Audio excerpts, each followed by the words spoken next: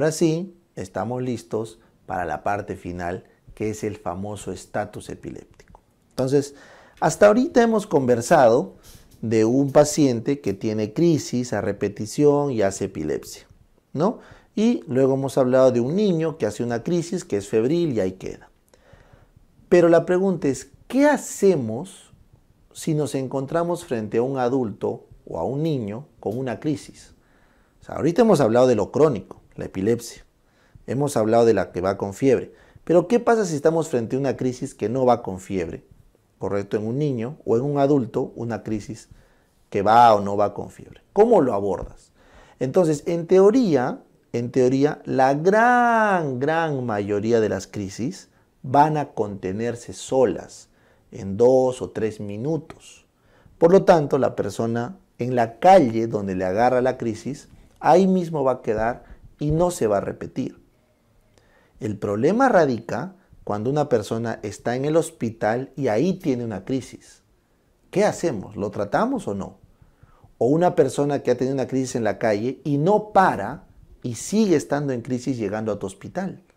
¿Qué hacemos? Entonces, la conclusión a esa pregunta es, ¿qué pasa si lo dejo convulsionando?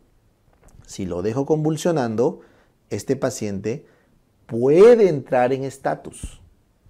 Y si entra en estatus, ya no va a salir de la convulsión hasta no generar un daño neurológico. Entonces, el estatus epiléptico es importante estudiarlo porque 60% de estos estatus generan un daño neurológico irreversible.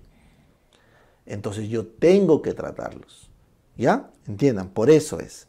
Pero lo malo es que son muy raros. Entonces, yo no tengo cómo saber si estoy o no estoy frente a un estatus epiléptico. No tengo cómo saber. Por lo tanto, el estatus epiléptico tiene un manejo empírico, porque yo no sé. Entonces no voy a esperar hasta darme cuenta porque generó daño. Entonces el estatus epiléptico se define como un paciente que está en una crisis convulsiva, que puede ser tónico-clónica, mioclónica, tónica o clónica, esos 4 tipos, que no se detiene por más de 30 minutos. Esta es la definición epidemiológica. O también la crisis que tiene más de 3 crisis sin recuperar el sensorio. Esas son las definiciones tradicionales, clásicas de un estatus epiléptico. Pero para cuando yo llego a media hora convulsionando, ya tengo el daño neurológico. Así que para cuando ya tengo la definición de 30 minutos o la de varias crisis sin recuperar la conciencia, ya tengo el daño neurológico establecido.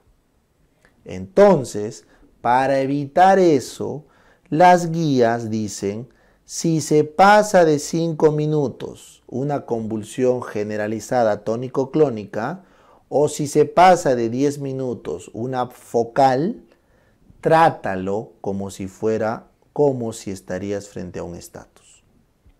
Y la otra definición sería si es que tienes más de una crisis, o sea, se repite más de una vez sin causa. Entonces, si se repite más de una vez tu crisis sin ninguna causa ese rato, o mejor dicho, si tras la causa se da una crisis y luego se repite sin recuperar la conciencia una sola vez, ya asume que estás frente a un estatus. Entonces recuerden, el tratamiento del estatus se asume de forma empírica. ¿Correcto? ¿Para qué? Para prevenir el daño. Muy bien. Entonces, ¿qué dicen las guías? Las guías dicen, si estás frente a un paciente que está convulsionando, entonces tu manejo inicial implica colocar 2 accesos endovenosos. Un primer acceso endovenoso en un brazo, donde vas a pasar benzodiazepinas, y un segundo acceso endovenoso en el otro brazo, donde vas a epaminizar al paciente o vas a pasar anticonvulsivantes más potentes. Entonces, en el primer bracito, donde vas a pasar las benzodiazepinas, se recomienda de primera línea el lorazepam. ¿correcto? A dosis de 0,1 miligramos por kilo. En segunda línea, el diazepam. Y finalmente puedes dar clonazepam. ¿Correcto? Estos de acá, el más potente es el diazepam, luego le sigue en potencia el clonazepam, pero el lorazepam es igual de potente que el diazepam, pero es de acción más corta. Por lo tanto, tiene menos riesgo de intoxicación y de una posible abstinencia. Por eso de elección es el lorazepam. Ojo, o lorazepam. Todo estamos hablando vía endovenosa.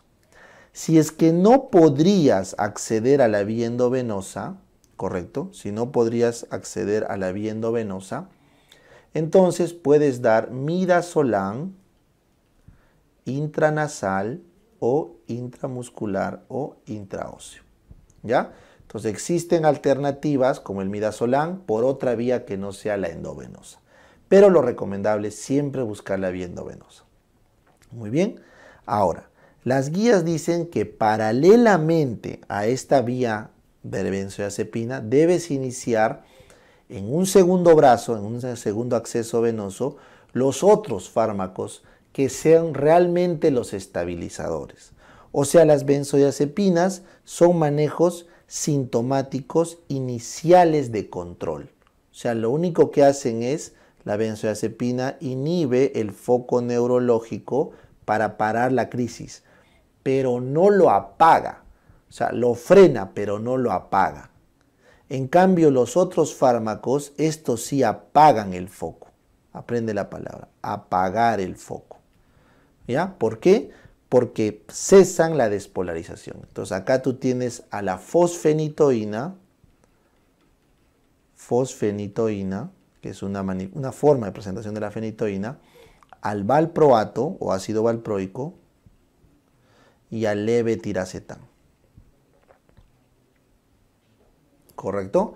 Fosfenitoína, valproato y levetiracetam. La dosis de fosfenitoína 20 miligramos por kilo y luego se puede pasar a un ritmo de hasta 100-150 por minuto. Pero eso ahorita no es lo crítico. Lo importante es que recuerden que este es el procedimiento correcto que tienen que hacer. ¿Ya? Recuerden, la benzodiazepina debería hacer un efecto entre los 5 a los 10 minutos. Si no, se repite. ¿Ya? Y este de acá, la fosfenitoína y el valproato, deberían también hacer su efecto pasados los 10 minutos. ¿Ya?